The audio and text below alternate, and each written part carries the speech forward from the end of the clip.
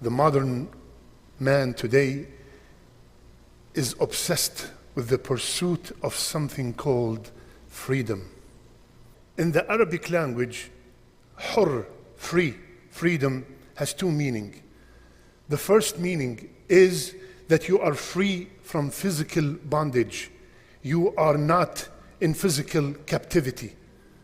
And the second meaning, when someone is called hur, he or she are a person who is honored with noble characteristics. They have elevated themselves from the lowly characters. They have become men and women of courage, generosity, bravery, kindness. They have abandoned anything that is prohibited by Allah Azza wa Jal. And Islam aspires to achieve both interpretations of the word hur.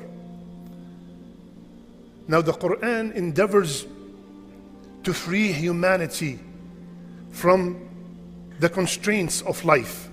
And this is mentioned all over the Quran. Insha'Allah ta'ala, I will mention few examples from the Quran. What does true freedom mean? And how does Islam came to free us? As we know, one of the greatest things that can control us and we can be easily enslaved to is our desires. Our desires.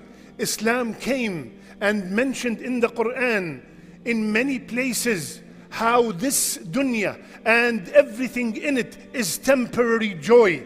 Allah subhanahu wa ta'ala said, وَمَا أُوتِيتُم مِّن شَيْءٍ فَمَتَاعُ الْحَيَاةِ الدُّنْيَا وَزِينَتُهَا وَمَا عِندَ اللَّهِ خَيْرٌ وَأَبْقَى أَفَلَا تَعْقِلُونَ.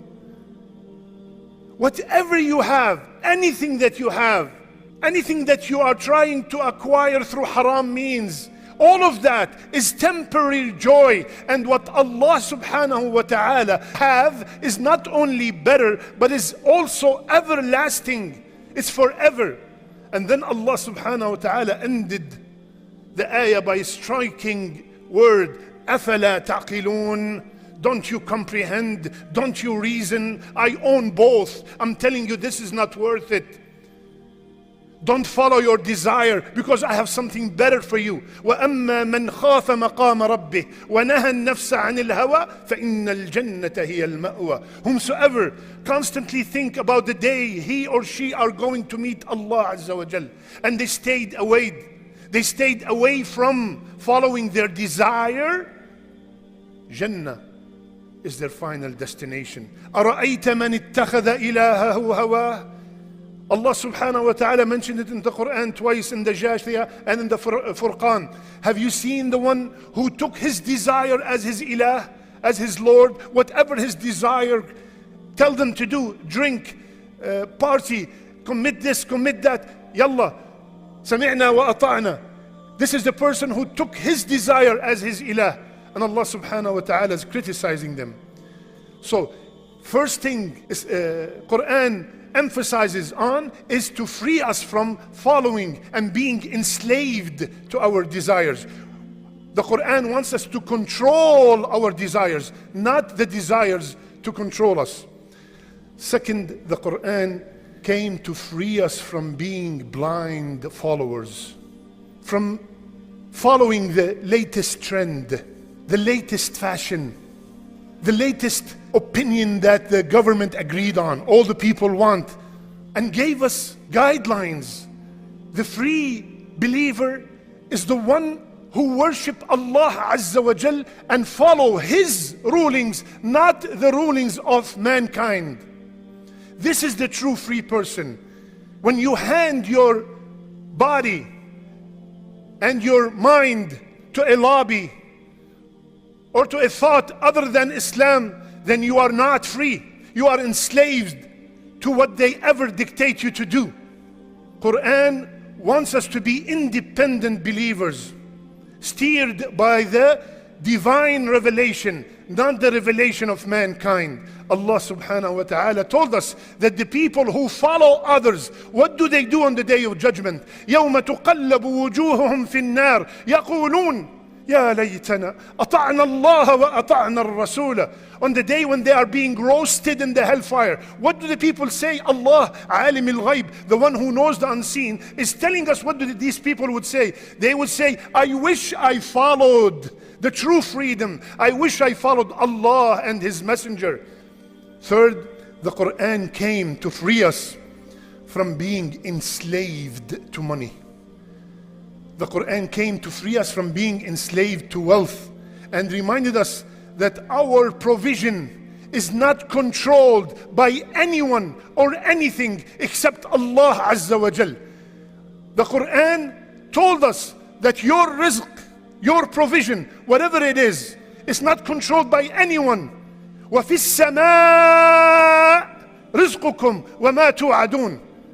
Your rizq, your provision, whether it's children, whether it's wealth, whether it's business, whatever it is, any rizq that you have, it's in the sky, it's in the heaven. That means no one on earth can touch it. So you don't have to go seek haram businesses in order to make money, or anything in order to acquire haram provision. Your rizq is not guaranteed by that boss that prevented you and prohibited you to pray Jum'ah. The rizq is in the sama'. وَفِي السَّمَاءِ. Allah subhanahu wa ta'ala freed us from obeying people and knowing that my provision is not stopped by a human being. What are the signs of a free man, of a free woman? What are the signs of a free person? Number one, the first sign, it's a person or a society that they do not have their mind or personality dictated by others.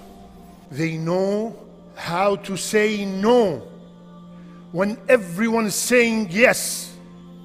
And even though the pressure is phenomenal, but they still say no because it's not pleasing to Allah Azza wa Jal. That person is free. And when they stay away from haram, it's not about just because they do not want to get sins. They stay away from haram because these sins are beneath them. How can I, as a believer, sell alcohol? How can I, as a believing woman, dress like this? How can I do this? How can I sign such a contract that's not pleasing to Allah? This is all beneath them. They cannot do it, not because just a sin and they will get it's haram and they will get some sins. No, because it's beneath them. They are much higher than that. Second, a free person will not let a fallout between him and another Muslim take so long. You had a problem with your cousin, with your Muslim brother. You had a problem with your ex-partner at work. You had a problem with your ex-spouse.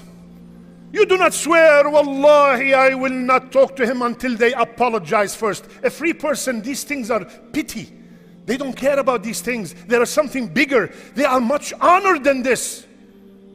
They don't care. They want to be the first to make peace.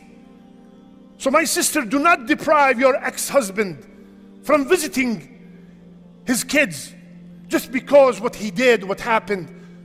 Be the better person. This is what a free person would do. Third, they inspire a level of admiration. Their characteristics, their talk, their silence, their behavior is amazing. It attracts you. When you see them, you're blown away. It might cost them their life, and they won't waver from their principles. That's why everybody was attracted to Gaza.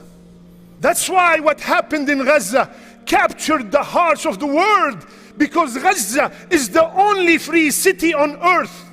They're not abiding by any superpower or any laws. The only laws they are following are the laws of Allah Azza wa Jal. That's why their freedom captured the whole world. They're blown away. They are free from being enslaved to a lobby or to human laws or to their own desires. Their freedom is anchored on something very high, which is the obedience of Allah Azza wa Jal. My brothers and sisters, we always hear free Palestine. There's nothing wrong with that term. May Allah free Palestine. But فاقد الشيء لا يعطيه. If you don't have something, you cannot give it.